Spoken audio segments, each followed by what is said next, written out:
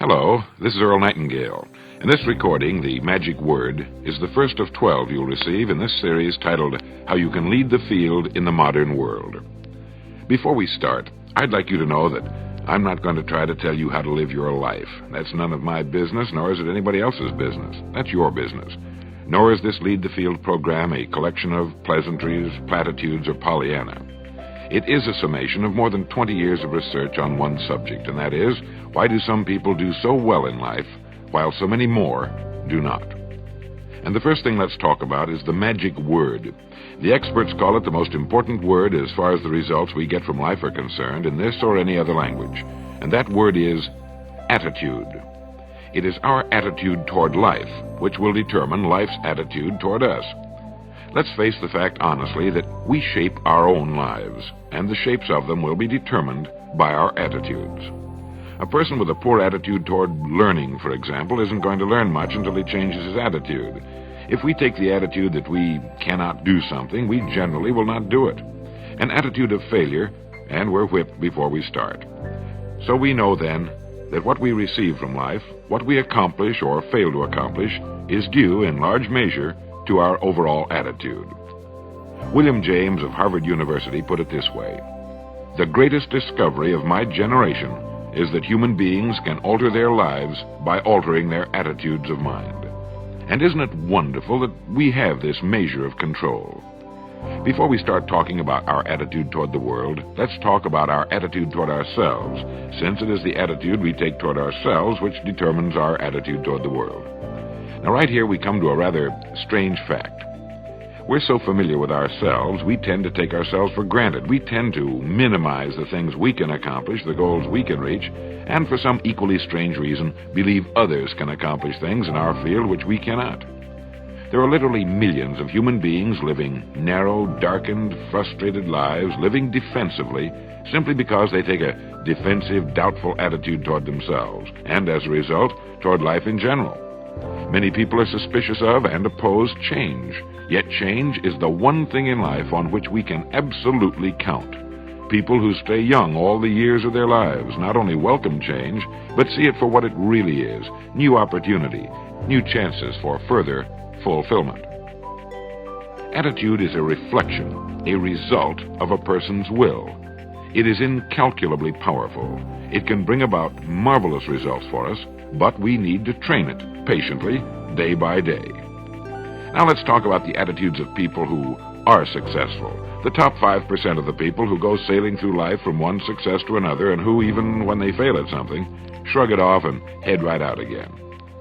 No matter who the person is or what he does, men and women in sales, business executives, people in all the professions, wives and mothers, students, top people in the armed forces, public servants, men and women in the service of religion, working men and women in all fields of endeavor, wherever you find a person doing an outstanding job and getting outstanding results, you will find a person with the right kind of attitude.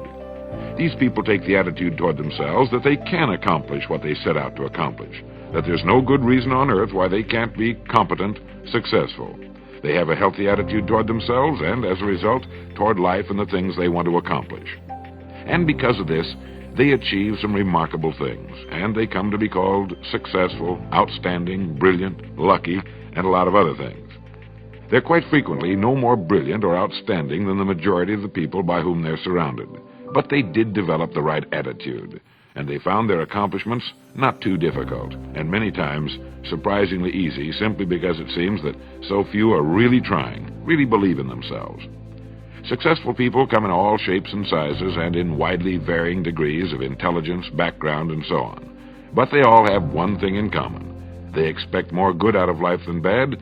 They expect to succeed more than they fail. If you want something worthwhile, take the attitude that there are a lot more reasons why you can have it than there are that you cannot, and set out to earn it. Go after it, work at it, ask for it, and 9 times out of 10, you'll get it.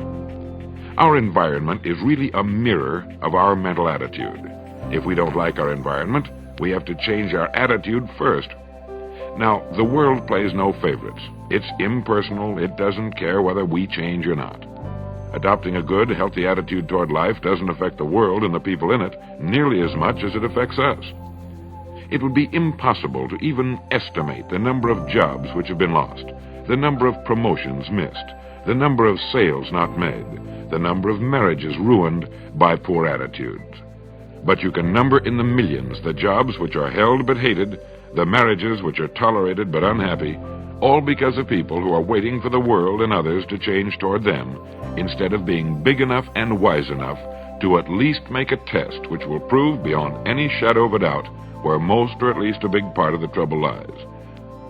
Studies made of the lives of literally thousands of successful people have shown that they radiate confidence, assurance, they expect success, and they get success. You can spot these people by the way they walk, by the way they look and act. You can feel it about them when they enter a room. They may be short and fat, or tall and thin, or any combination in between, but they have about them the attitude of success. In the record Greener Pastures, I'll get into this next statement, but right now I want you to realize, if you don't already, that in 5 years or less, you can get right to the top of the work you're now doing. I know this, but the important question here is, do you know this? The minute you do know it, you'll have this right attitude I'm talking about. The easiest and most effective means of forming a good attitude habit is to begin to act as though you have a good, positive, expectant attitude toward life. That's right. Begin right now to walk, act, and look as though you belong to this group. If you're already in the top 5%, you'll know what I mean. If you've never tried it, you'll be amazed at what happens. Actions trigger feelings, just as feelings trigger actions. Now, let me tell you of a little test you can make which will prove beyond any shadow of a doubt that a good attitude can change a person's life as dramatically as walking from a darkened room into the bright, clear light of day. Not long ago, I read a line which went, "Life is dull only to dull people." This is true, but it also could have read, "Life is interesting only to interesting people," or "Life is successful only to successful people." And what I'm trying to say is that you must first become, mentally, from an attitude standpoint, that which you wish to achieve. A famous restaurateur was being interviewed by a reporter who asked, "When did you become successful?" And he replied, "I was successful when I was sleeping on park benches, because I knew what I wanted to do and that I would do it." In short, his attitude had been one of success, of expecting success long before the material, the tangible rewards of success had been earned. We'll get into this particular phase of Lead the Field in record number 3, A Worthy Destination. But for now, remember that a person must act, look, and because of these things, feel successful before the success he seeks can come. Chances are you know people who seem to be what others call lucky. All kinds of good and wonderful things seem to happen to them, and they give the impression of happily sailing through life, having a wonderful time, and getting more accomplished in a year than most people do in 5.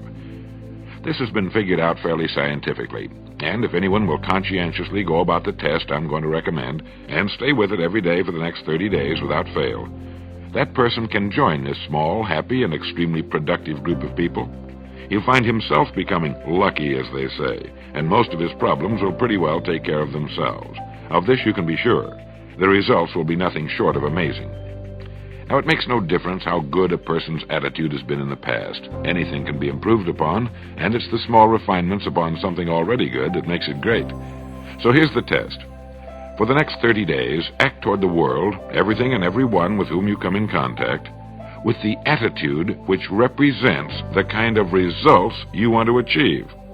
That is, if the result you want is more success in what you're doing, act as though you are already in possession of the success you seek. If you want others to treat you with admiration and respect, treat others with admiration and respect first. Have you ever stopped to think of this? Every human being on earth is the most important human being on earth as far as he or she is concerned. You may never get anyone to admit it, but it's a fact. So for the next 30 days, treat every person with whom you come in contact as the most important person on earth, remembering as you do so that as far as that person is concerned, he is. Now, the reason I say treat everyone in this fashion is mainly because this is the way human beings ought to treat each other, and because it will help you form a habit that will bring you amazing and delightful results for the rest of your life. Have you ever noticed that the higher you go in any organization of value, the nicer the people seem to become? You see, the bigger the person, the easier it is to talk to him, to get along with him, to do business with him. Do you know why? It's because he's got a good attitude, and people with the best attitudes just naturally gravitate toward the top. So for 30 days, act toward others and the world at large in exactly the same manner you want the world and others to act toward you. Treat your wife or husband as the person he or she really is, the most important person in your life. The same with the children. Carry out into the world each morning for 30 days the kind of attitude you would have if you were the most successful human being on earth. And notice how it quickly develops into an habitual attitude. When a person does this, he should realize he has already placed himself on the road to what he seeks. He is right now in the top 5% of the people in this or any other country. He has prepared the ground and planted the seed. He has made of himself a magnet, an embodiment of that which he seeks. Before metal can be cast into a desired shape, the mold, the expectant receptacle, must first be fashioned. Before a building can be erected, the excavation must be made and the foundation laid. And before a person can achieve the kind of life he wants, he must become that kind of individual. He must think, act, talk, walk, and conduct himself in all of his affairs as would the person he wishes to become. He is then actually that person, and the things that person would have and do will naturally come to him. Almost immediately, a change will be noticed. Irritations that used to frustrate and annoy disappear. When some less informed individual gives you a bad time, stay on the track. When someone cuts in front of you with his car or acts in any other manner that shows his ignorance and lack of courtesy, don't permit yourself to drop to his level. Pity him, for that's what he really deserves. That's the very group a person doesn't want to belong to. And if he acts like them, well, let's face it, he belongs with them.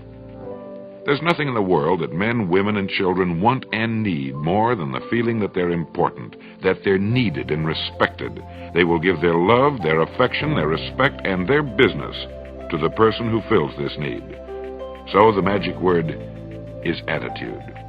And in summing up, a few points to keep in mind. 1, it is our attitude at the beginning of a task which, more than anything else, will affect its successful outcome. 2, it is our attitude toward life which determines life's attitude toward us. 3, we are interdependent. It is impossible to succeed without others. And it is our attitude toward others which will determine their attitude toward us. 4, before a person can achieve the kind of life he wants, he must become that kind of individual. He must think, act, talk, walk, and conduct himself in all of his affairs as would the person he wishes to become. 5, the higher you go in any organization of value, the better will be the attitude you'll find. 6, your mind can hold only one thought at a time, and since there's nothing at all to be gained by being negative, be positive. 7, the deepest craving of human beings is to be needed, to feel important, to be appreciated. Give it to them, and they'll return it to you. 8, look for the best in new ideas. As someone said, I've never met a person I couldn't learn something from. 9, don't waste valuable time broadcasting personal problems. It probably won't help you. It cannot help others. 10, don't talk about your health unless it's good. 11, radiate the attitude of well-being, of confidence, of a person who knows where he's going. This will inspire those around you, and you will find good things will begin happening to you. And 12, lastly, for the next 30 days, treat everyone with whom you come in contact as the most important person on earth. If you'll do this for 30 days, you'll do it for the rest of your life. In the next recording, I'll talk to you about greener pastures. But now, in closing, remember the words of Walter Dill Scott of Northwestern University. Success or failure in any undertaking is caused more by the mental attitude even than by mental capacities. Thank you.